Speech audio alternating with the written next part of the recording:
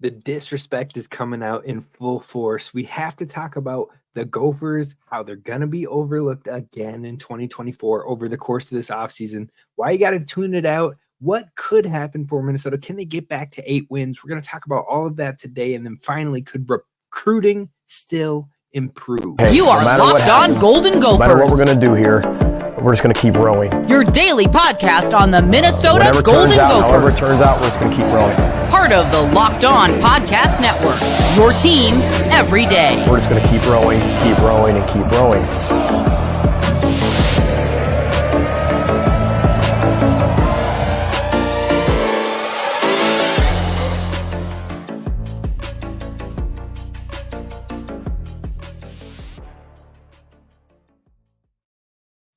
What is up, y'all? You are listening to Locked On Golden Gophers, part of the Locked On Podcast Network, your team every day. My name's Kane Rob, host of the podcast, former collegiate football video coordinator and recruiting assistant, here to talk Golden Gophers with you each and every day of the week, Monday through Friday.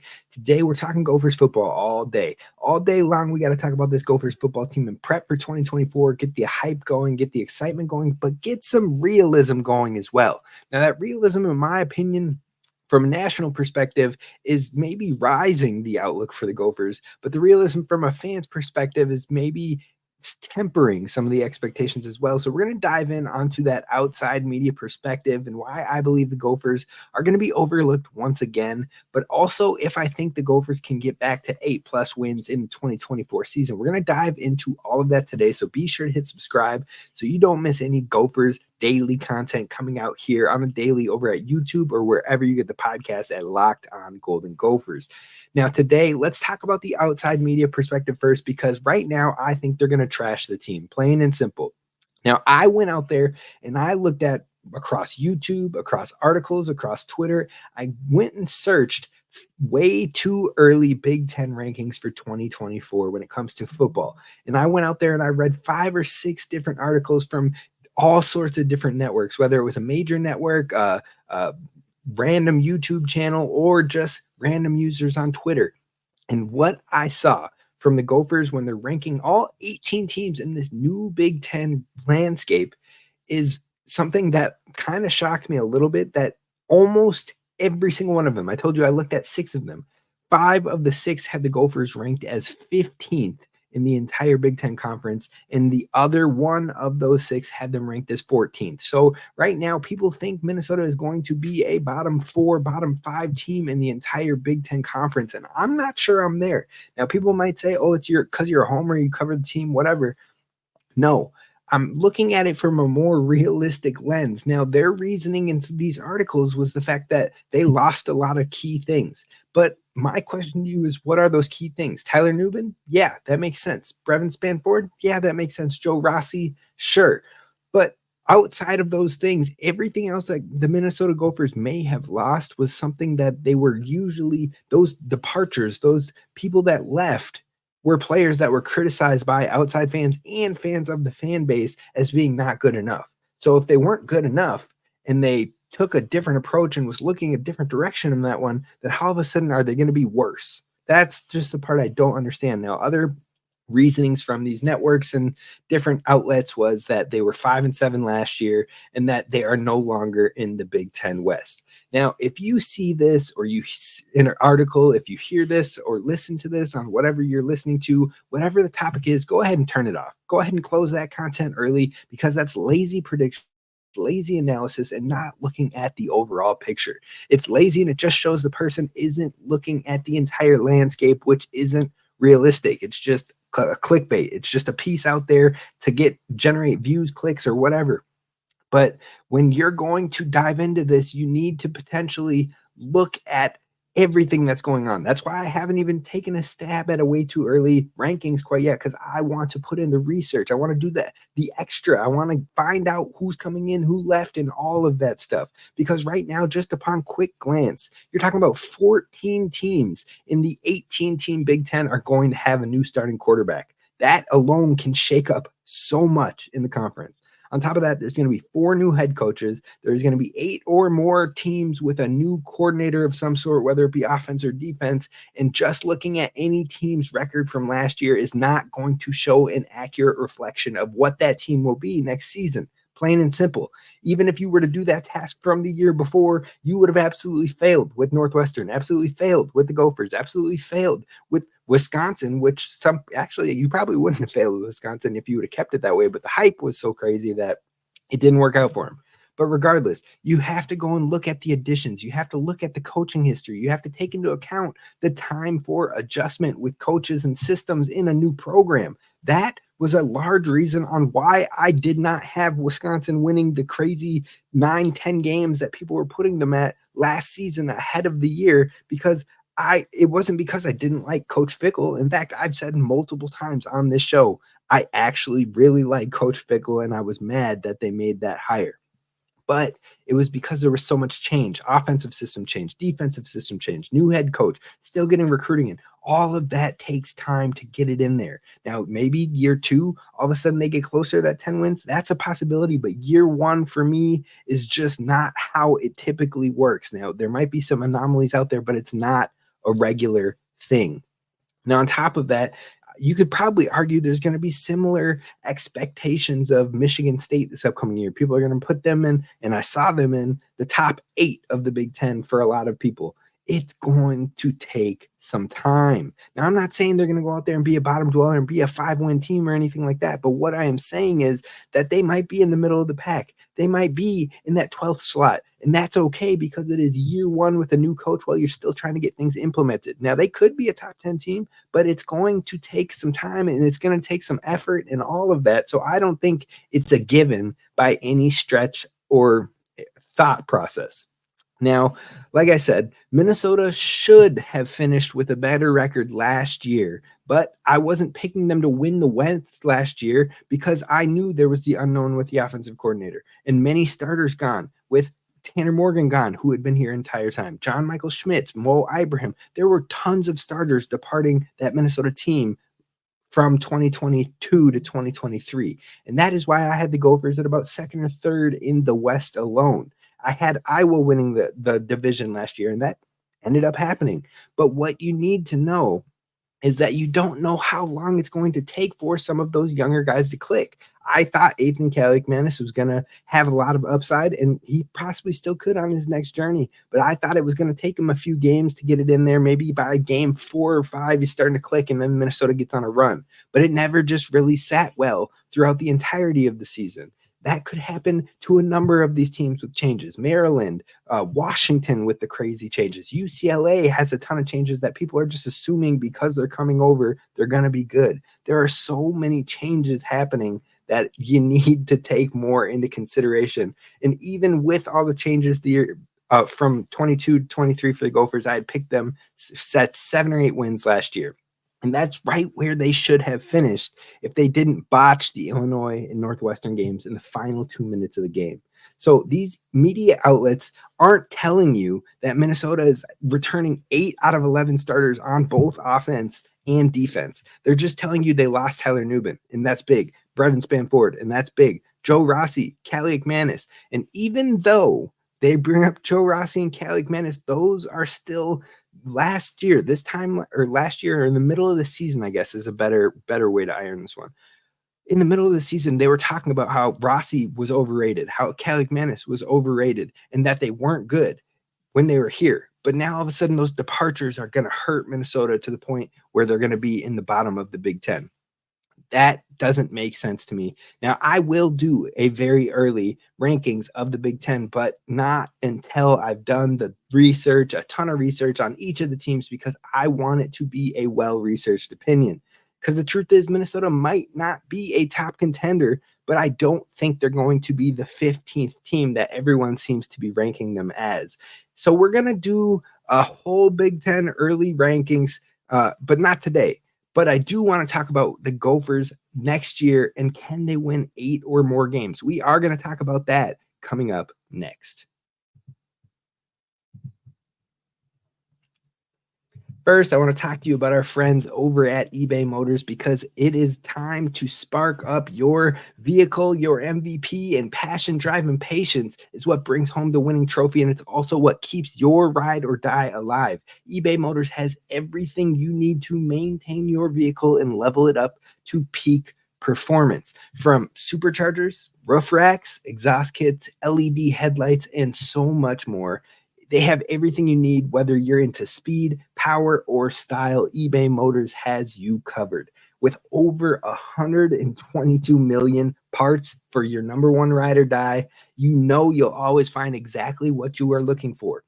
And with the eBay Guaranteed Fit, you get a guaranteed fit for that part fitting your vehicle every time, or your money back. Because with eBay Motors, you are burning rubber, not cash. And with all the parts you need at the prices you want, it's easy to turn your car into the MVP and bring home the dub. So keep your ride or die alive at ebaymotors.com. Eligible items only, exclusions apply, and the eBay Guaranteed Fit is for U.S. customers only.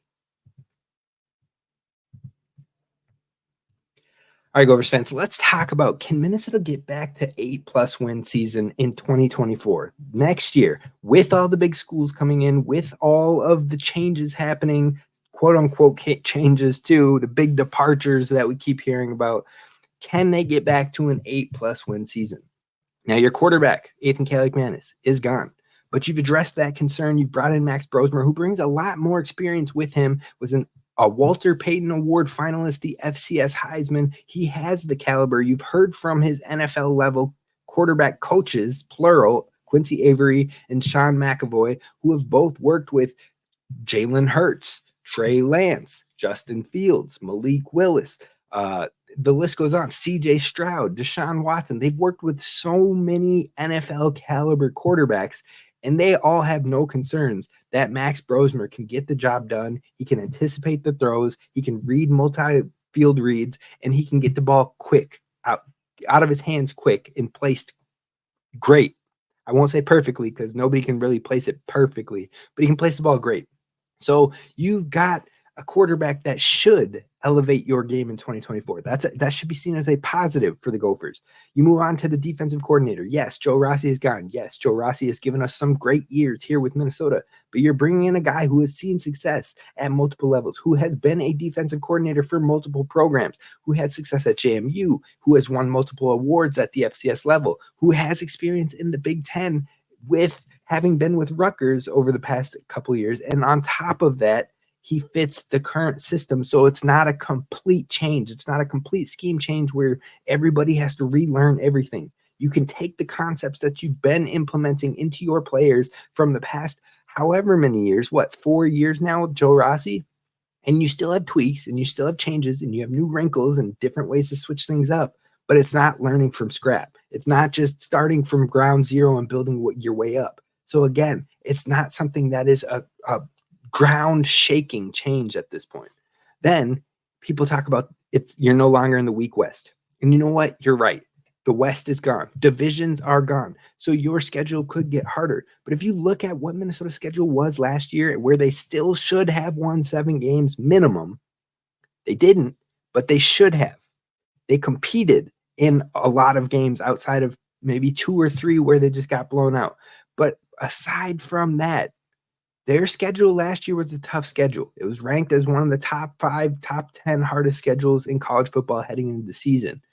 And then you go back and you look at next year's schedule, it's really not that different. It's not drastically different. So why do you think that the Gophers can't get to that 7-win range that they should have been at had they not fumbled 2 opportunities? And that's not even bringing up a Purdue game that Minnesota just absolutely collapsed mentally on instead of being in the game to play. So you really could argue, looking at the rosters, looking at the grounds for everything, Minnesota could have been around an 8-win team last year. They weren't, and they need to go out there and prove it.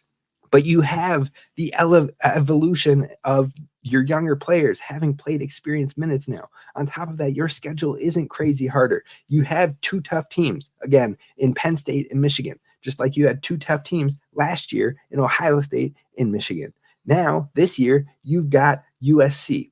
And if you look at USC, yes, they're highly touted, but I don't think this USC team heading into 2024 is any better than the UNC team of last year with Drake May. So I think the UNC team from last year is probably better than the USC team that we'd have to play in 2024. So again, it's a game where you can be in there, especially if your team continues to progress with the younger players stepping into bigger roles. So overall, if you look at it all, I think there's a lot that could be in the Gophers' favor to be back in that 7 to 8 win territory. Is it guaranteed? Absolutely not. Just like it wasn't guaranteed last year. But it is not far and away or far off like some people are going to try to make it. And Minnesota probably isn't the 15th ranked team in the Big Ten, because one thing that people are not considering enough is Darius Taylor. And you want to know why they aren't? Because he got injured. So the hype that he was building up calmed down. The worry of what he could do next year from opposing fan bases is also calmed down because he hasn't played a ton of games outside of the bowl game where people probably shrugged it off because it was against Bowling Green. But Darius Taylor proved he was for real no matter who he was going against. Iowa, Northwestern, who had a solid defense. Who else was in there? Blanking off the top of my head right now, but you get what I'm saying there. He showed out against multiple different levels of defense, and he always finds a way to fall forward. He always finds a way to scrap for extra yards. The kid proved he was special.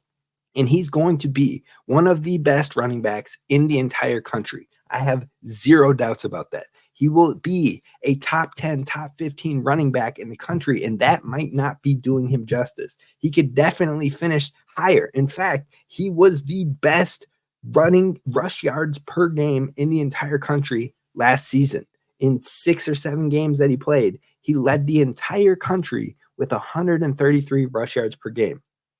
That was with everybody knowing Minnesota could not pass the ball. So you add in the fact that if Max Brosmer can elevate the passing game even just slightly, even just a pinch, that opens up things for Darius Taylor, who can run wild and go crazy in his sophomore year, where not only he'll probably be faster, he'll probably be stronger, and the game will probably slow down for him having been through it.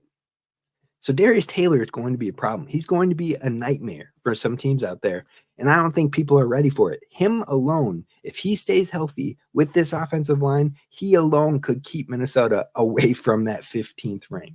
But on top of that, you have Daniel Jackson, who is a top four receiver in the conference in receptions, touchdowns, and receiving yards last year. If you have a quarterback who can just be a smidge better, a smidge more consistent, hit the layups each and every time, his numbers should go up. So what I'm telling you is a lot hinges on Max Brosmer, yes, but if he can elevate it even just a tiny bit, this Gophers team is going to be in a lot of these games and surprise a lot of these people that are putting them near the bottom of the Big Ten. Now, you look at the schedule, there are games they should win, there are games that could be toss-ups, and there are games that could be possible upsets. I think there are only 2 games where you look at this schedule and you're like, man, the Gophers probably lose that game plain and simple, and that's Penn State and that's Michigan. Regardless of Harbaugh being gone, regardless of J.J. McCarthy being gone, Tron Moore can get the job done. He's probably going to be the coach, and he proved in multiple suspension games that he could help that team be undefeated. So those 2 games, I'm not even going to talk about being any chance of pulling an upset. You go to your pulling upsets topic, Iowa, Wisconsin, every time. Those games are always down to the wire. Rivalries just hit different. So Minnesota can be in those games even in their worst type seasons. Those are possible upsets on top of USC, who I think, again, is going to be overhyped because Lincoln Riley, but they're going to take a step back before they take any giant steps forward. And coming into the Big Ten will probably be a wake-up call. So those are 3 possible upset games. Then you go to your toss-ups. UNC is a toss-up game to me. Illinois, I would put as a should be a win, but until we actually beat Bielema, I can't do it right now. So I'm going to put them as a toss-up. UCLA, a toss-up. But again, similar to USC, I think the hype for them could be a little bit louder than actually what will happen in their transition. And then Maryland, yes, they bring in MJ Morris, but they're losing the Big Ten passing yards leader. Like, that is not an understatement. That is going to be a big loss for them. On top of their number 1 wide receiver is gone. Multiple linemen are gone. Their defense, which was, I believe, in the top 30 last year, took some hits defensively. So they're going to be a toss-up game that people are probably going to count as a loss for Minnesota. And then you go to the games they should win: Nevada, Rhode Island, and I put in Rutgers, because until I see a Rutgers team beat this Minnesota team, similar to until I see Minnesota beat Illinois, until I see the opposite, I'm counting it as a dub. So that puts you right in the conversation. 2 games that you're absolutely probably not in it, but that means 10 games are out there that you could go win. Now, I'm not saying they're going to win 10 games, but I'm saying there's a chance to get above that 7 to 8 wins, and it is more realistic than what people are drawing up here in the early off seasons. Now, one thing that I do want to talk about, aside from the records, aside from scheduling and all that, is recruiting. Because recruiting has ticked up here with Coach Fleck at the helm, but can it take another step up? Can we get towards the top 25s more consistently? That's what fans want to see, but can it happen? We're talking about that coming up next.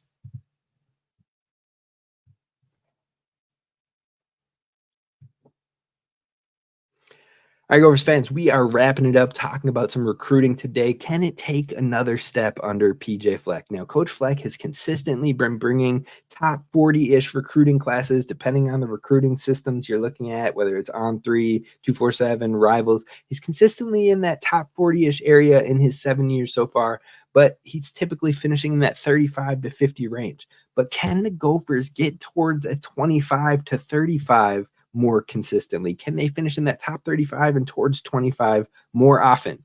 I'm not sure on that one, and I think there's a key reason why you probably won't see that happen too much. But if you're talking about taking a slight tick up, I do think that's possible.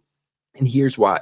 If you're already seeing the increases right now, 2023, we got 2 high school All-Americans to join the Gophers roster. Now, that was just a start, and that's the first time that had happened for the Gophers in a while. Then on top of that, you go to the next year in 2024, and you had 4 high school All-Americans. You already see the progress going, and not only that, you ended up getting the guy who ended up being the high school All-American MVP of the game. Coy Parrish, a top 100 recruit out there, stayed committed here at home. Now, with that, you've already, like I said, seen that kind of tick up over the last few years, but players on the verge of 4 stars, players that probably should have been 4 stars, have been ticking up. Zaquan Bryan should have been a 4-star across all platforms. I believe On3 had him as one. Darius Taylor should have been a 4-star on all platforms, but I believe only On3 had him as one. You see which one I'm starting to look at a little bit more, because they're less biased towards the schools and a little bit more towards who the actual prospects are.